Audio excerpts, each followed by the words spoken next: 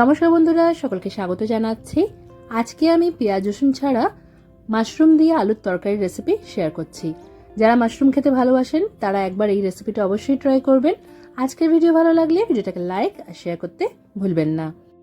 এই রান্নাটা করার জন্য একটা কড়াই মাঝারি আঁচে বসিয়ে তার মধ্যে প্রায় 3 টেবিল চামচের মতো সরষের তেল খুব ভালো করে গরম করে নিয়েছি। তেলটা যখন ভালো করে গরম হয়ে যাবে তখন এর মধ্যে আমরা আগে থেকে কেটে ভালো করে ধুয়ে পরিষ্কার করে রাখা আলু দিয়ে দেব। এখানে আলুগুলোকে এরকম লম্বা লম্বা পাতলা পাতলা করে কেটে নিয়েছি।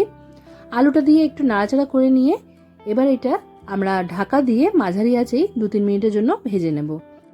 মাশরুমটা যেহেতু রান্না হতে বেশি সময় লাগে না, মানে নরম হতে বেশি সময় লাগে না, তাই আলুটাকে এইভাবে একটু আগে থেকে ভেজে নিলে মাশরুমের সাথে সমানভাবেই এটা সিদ্ধ হয়ে যাবে। তো এখানে আলুটা ভাজা হয়ে গেছে। এবার এর মধ্যে আগে থেকে ভালো করে ধুয়ে মুছে নিয়ে এইভাবে কেটে নেওয়া মাশরুম দিয়ে দিলাম। যেগুলো খুব ছোট সাইজের মাশরুম ছিল সেগুলোকে আমি 2 খণ্ড করেছি, আর যেগুলো একটু বড় ছিল সেগুলো 4 টুকরো করে কেটে নিয়েছি। এগুলো বাটন মাশরুম, প্যাকেটে যেগুলো পাওয়া যায়। মাশরুমটা দিয়ে আঁচটা মাঝারি রেখেই আলু আর মাশরুম দুটোকে ভালো করে আমাদের ভেজে নিতে হবে। আমি কড়াইয়ে প্রথমে যেই তেলটা দিয়েছিলাম তার মধ্যেই পুরো রান্নাটা হবে।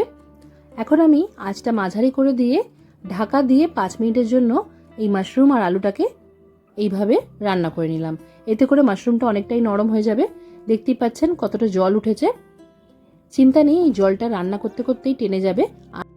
এবার আমরা এর মধ্যে একে একে গুঁড়ো মশলা দিয়ে দেবো। তো প্রথমে দিয়ে দিচ্ছি 1/2 চা চামচের মতো হলুদের গুঁড়ো। এবার দিয়ে দেবো আমি কাশ্মীর লঙ্কার গুঁড়ো। এটা কালারের জন্য দিয়েছি, যারা পছন্দ করেন না বা নেই সেটা বাদ দিয়েও করতে পারেন।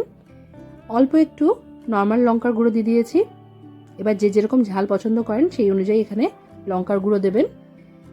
এবার দিয়ে দিচ্ছি জিরে গুঁড়ো প্রায় 1.5 চা চামচের মতো। তারপর দিয়ে দিয়েছি আমি ধনের গুঁড়ো 1.5 চা চামচের মতো। সামান্য একটু হিং দিয়েছি, মোটামুটি 2 চিমটের মতো। এবার এই সব কিছুকে ভালো করে মিক্স করে নিতে হবে।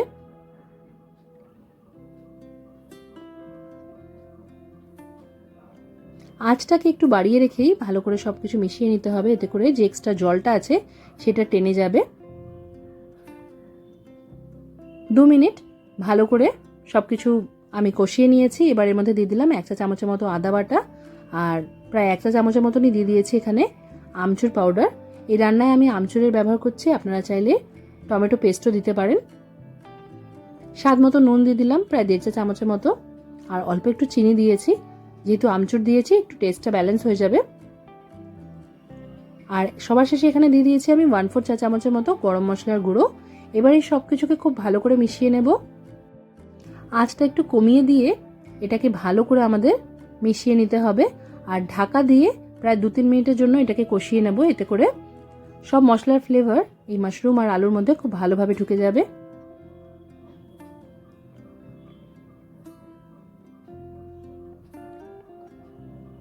দু মিনিটের জন্য এটা ঢাকা দিয়ে কষিয়ে নিচ্ছি।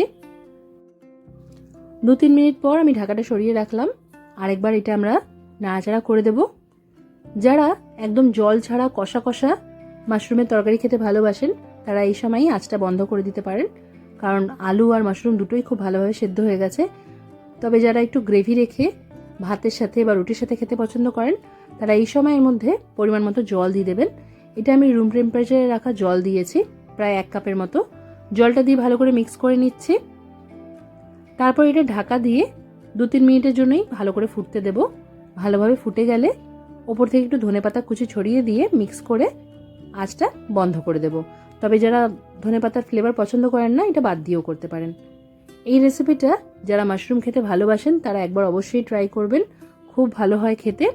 আমার চ্যানেলে মাশরুমের অনেক রেসিপি দেওয়া আছে, আপনারা চাইলে সেখান থেকেও চেক করতে পারেন।